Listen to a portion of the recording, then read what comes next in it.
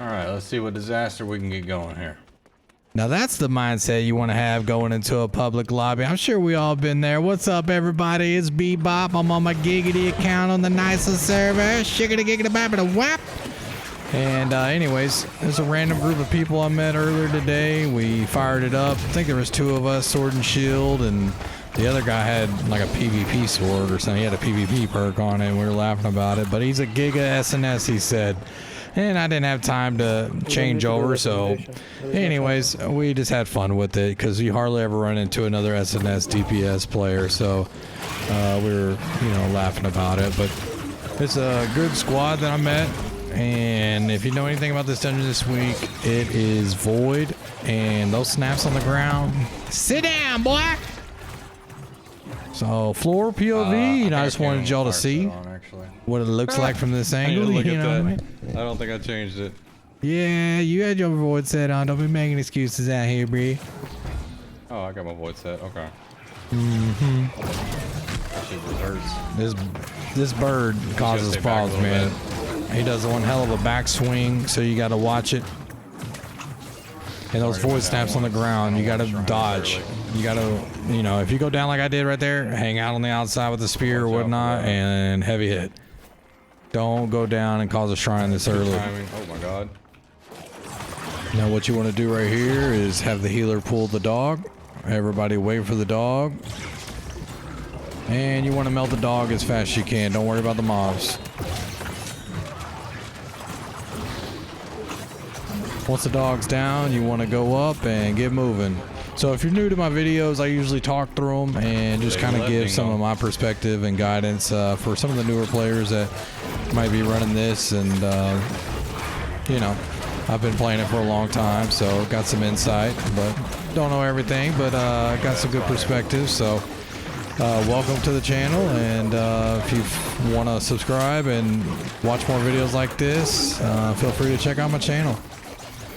Right here, this group wanted to kill that mob right there, so sometimes with my old speedrun group, we just run right through. We take everything to the 2 panthers, even the beetles, and then we just melt everything up there, or get melted. You know, it happens, bro. But whatever the tank wants to do, you do, you know. So if you're used to running it some other way, who gives a shit? You know, do what the healer or the tank wants to do.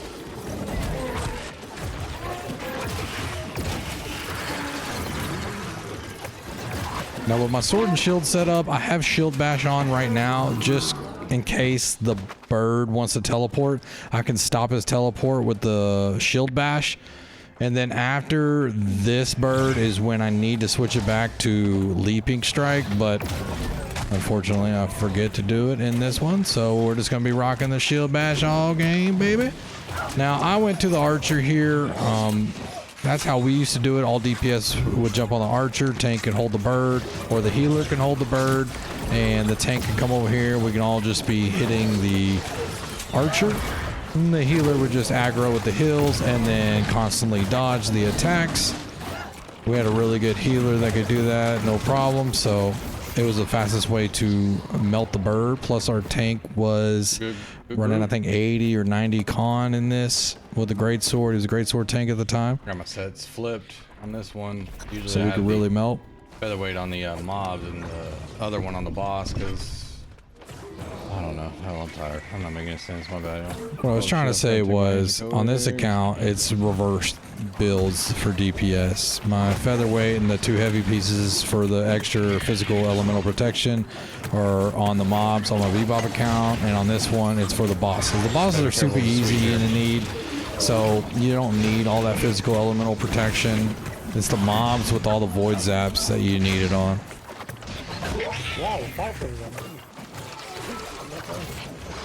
Oh shit, I'm dead.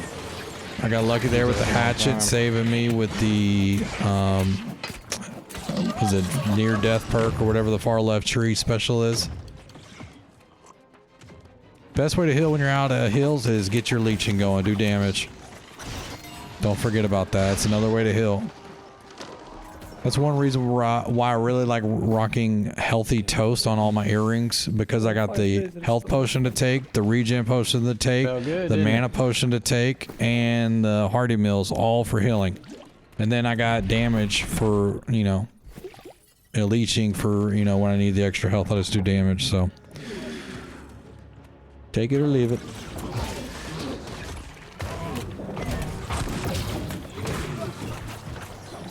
You know how many times I hit that freaking button? Wake up, B. I hit that map button all the time when I'm trying to hit dodge.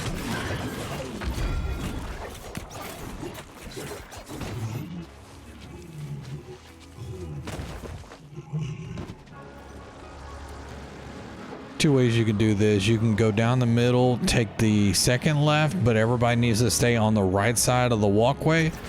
Or you immediately go left. DPS needs to absolutely nuke this archer right here, because as you see the big void shot right there that boom blows up will usually one tap the DPS that's in it. As you will see right here with this other archer. If you stay to the far left here, you won't aggro that archer on the right. There's no reason to kill that one. You're just taking a chance that you don't need to.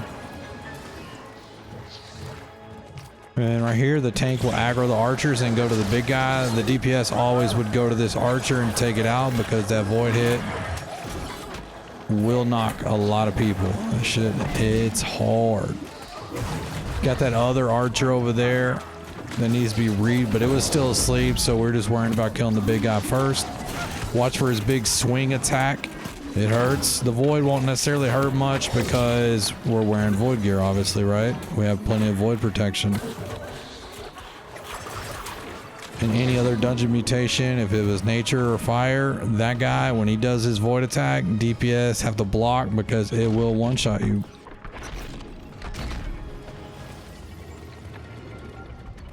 The first phase on this boss is the most important. It's the most important. You have to keep your eye on the boss at all times, whether you're healer or DPS. When you're this close to the boss, he can turn and shoot those guys at you at any moment. And you can easily get knocked. Also, his melee attacks have such a wide hitbox that it is pretty scary being up on him.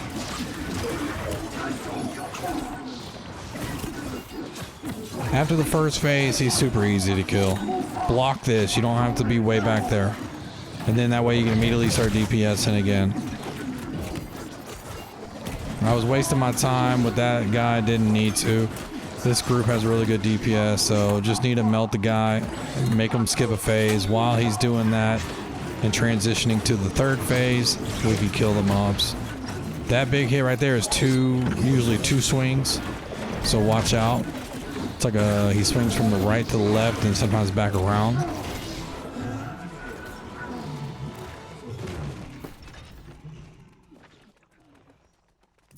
Very important to have a rapier user in the group. It's the best DPS in the game. We have a rapier void gauntlet user, so he is absolutely nuking every enemy we come across. We constantly having Oblivion down helps out DPS a lot.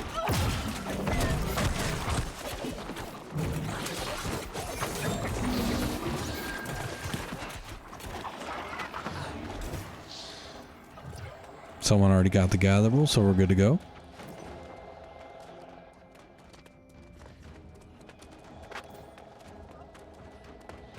Different tanks do this different ways. Majority of the tanks will just come up here. I like how he pulled all the mobs basically to him. And then we have free back hits on the big guy to do the most damage. We got enough damage. Might as well just kill him. What I was saying there is usually we would go for stamina damage, try to get them knocked as fast as we can. Didn't need to even worry about it on that. We just go ahead and nuked them.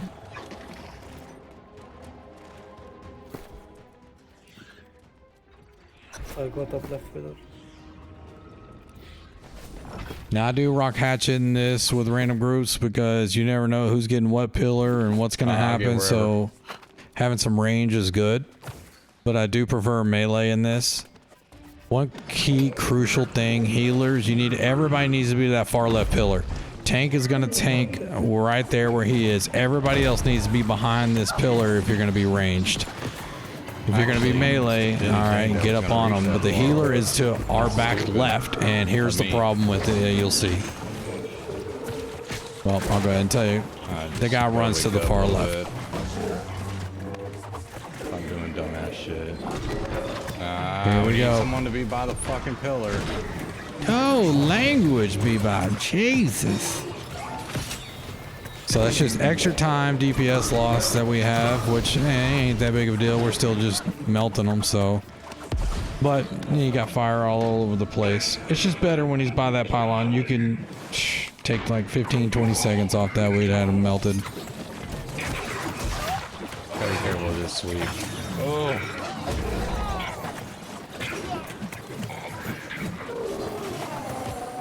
You should have a full fire set coming into both boss fights, the beetle and this one. My pillars here. These guys are there. Okay, I guess I got far. See how they play it. Which I would rather be up meleeing, but Keep an eye on you.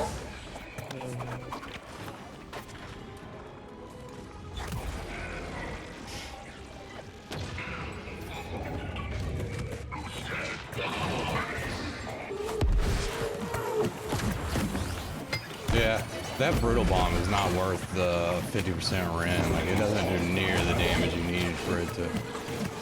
Oh shit.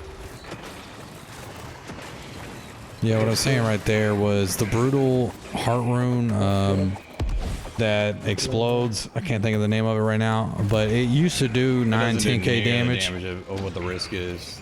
But now it used to be, you know, 8, 9, 10k damage with 15 or 20% rend. Then it went to 30% rend, and then now 50. So the rend is the rend that is applied to you as you're using it, charging it up, and before it explodes. Also hit bio bomb on this guy right here at the end. That way you reduce his health and the phases of the pillars for the next round. So I'm just gonna back up.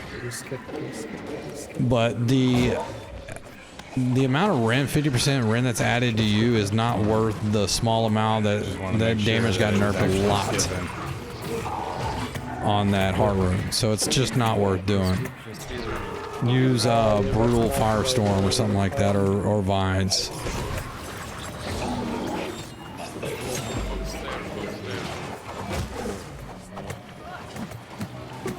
Oh, maybe you have like the invisible. Oh, bird's got plenty of health. That's up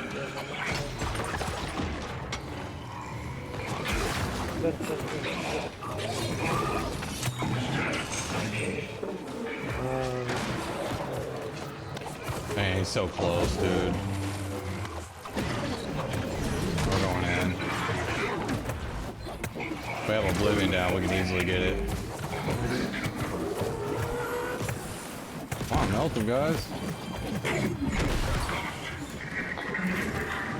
Let's go. 13-10, not bad. Yeah, good run, guys. Thank you. That was chill. Yeah. So hey, first run of the day, random group, not bad, baby. No wipes, no shrines. You don't need to get all the gatherables. You don't need to get all the mob GG, count. If you go quick enough, time rules all. Greetings from Texas. Well, that's my neat video. That's how you should try to run it. You know, at first it's not going to go well. It's going to take practice, but that's the speed run route. There is another way to run it that I would say most random groups would be comfortable with. Obviously, that one isn't it. And maybe if I can get a run with that, I'll come out with that video next, because for public lobbies, the way I used to tank it, right down the middle after the first room door opens up, right down the middle in that next room where the three dogs are, the two birds, and then going to the next room where the shieldsman and the bird is with the orichalcum. Going that route, I think is best for most random lobbies.